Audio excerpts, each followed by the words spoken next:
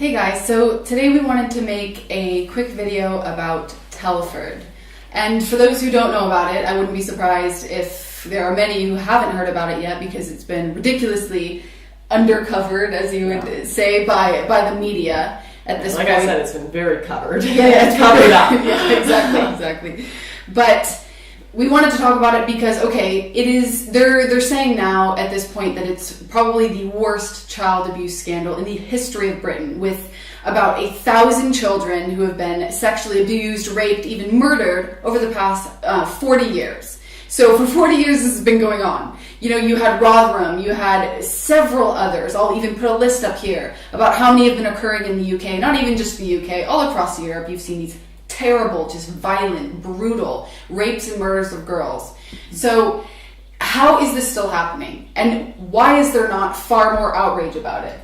I do want to mention, like, not just across Europe, but this is clearly a kind of culture that we're importing. This you see this all across the Middle East and Africa with these horrible human trafficking rings and rapes and everything. And of course, when we're outside of the West, it's more difficult to deal with these kind of third world governments in these cases. But it's even more insane that when we import some of these cultures and some of these criminals into the West, that we don't deal with them the way that we would deal with them if they were members of the United Kingdom or Canada initially, or like actual legal citizens. And the reason being is progressivism has actually gotten to the point where it's killing people. Progressivism has gotten to the point where it is causing us to be silent on issues like this. The actual reason given in the Rotherham case, which is very similar to Telford, was the police were, one of the reasons anyway, were fearful of being called racist. They were fearful of being called racist for actually going and stopping the mass rapes and abuse of children. It's horrific. It's gotten to the point where I'm so afraid of being called racist that children can be raped, children can be murdered, but, you know, at least I'll keep my job and my reputation. I'll save face. It's absolutely shameful. But didn't you hear a rumor that one of the reasons maybe we were kept out of the UK is related? This was just a theory by a legal expert I was talking to, and they were saying it seems awfully coincidental that the government kind of knew that this Telford scandal was going to break, that there's been this kind of cover-up of abuse going on, and particularly a cover-up that right-wingers tend to expose. They tend to say, hey, look, this multicultural mass migration maybe isn't all just rose-colored glasses, right? Right when that happens, they deny any of us coming in.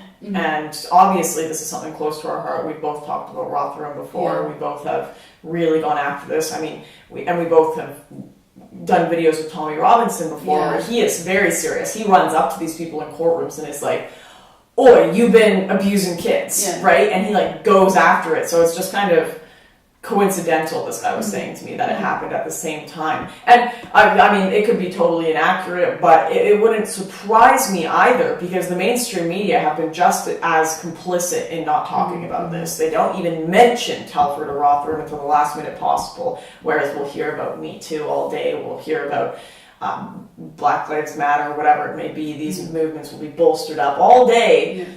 Some girl will have her hijab cut, it'll be fake, and you'll have the freaking Prime Minister of Canada talking about it. But Telford, Rotherham, forget about it.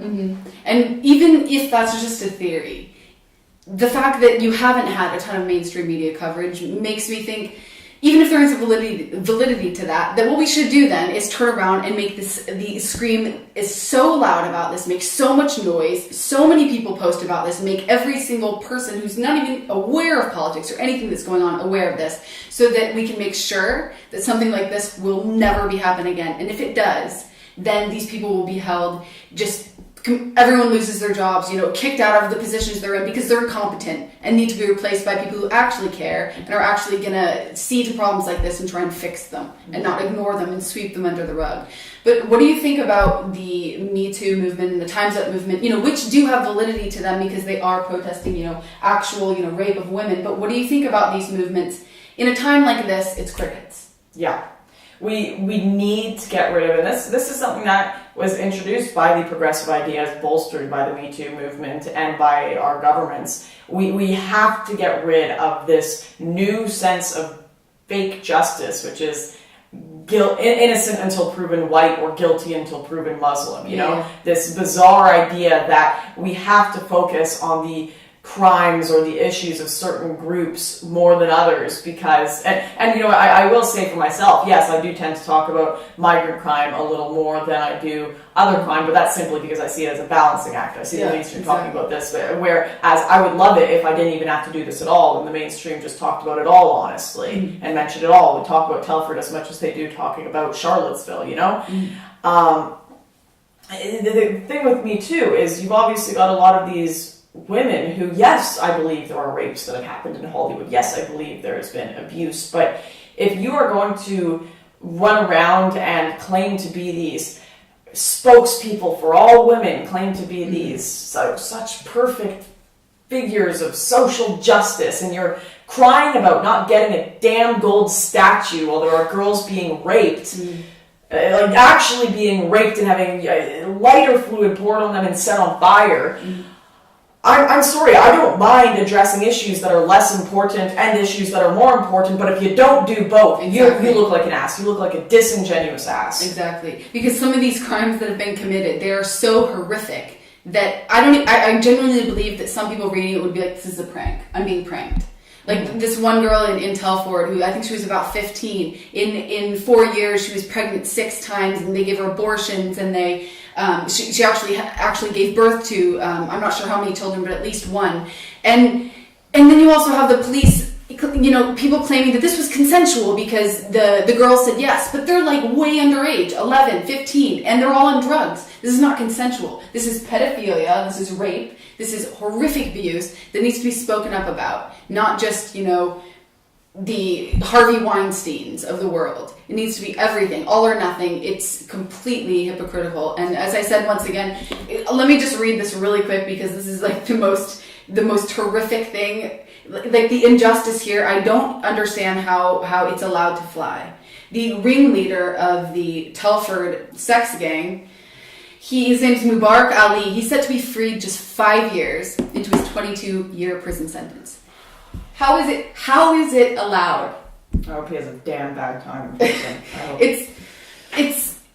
I don't understand why there isn't more outrage about this, why there isn't protesting in the streets. Like, a society that doesn't take care of its children is not a society even worth fighting for. I don't know what we're going to do about this media issue and the media addressing this, because they're so afraid to report on this, and it's much like the South Africa situation. We don't see much world coverage about it because they spent so long saying the Rainbow Nation is the most perfect thing ever. These people have spent so long saying this was a real refugee crisis. They spent so long saying this multicultural society will work fine if we just have tolerance. We're not going to have issues with authoritarian cultures. We're not going to have issues with cultures that are completely antithetical to Western society.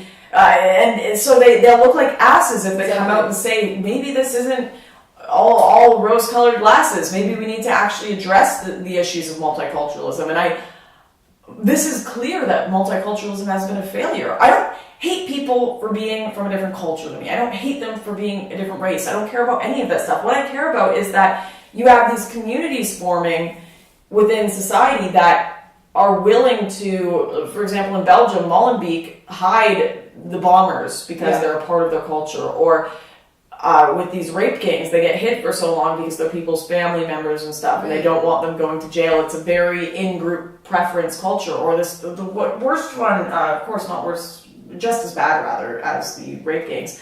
You have this thing going on where girls will put little black dots on their hands when they're going through the airport because they're scared of speaking up that they're being taken for genital mutilation.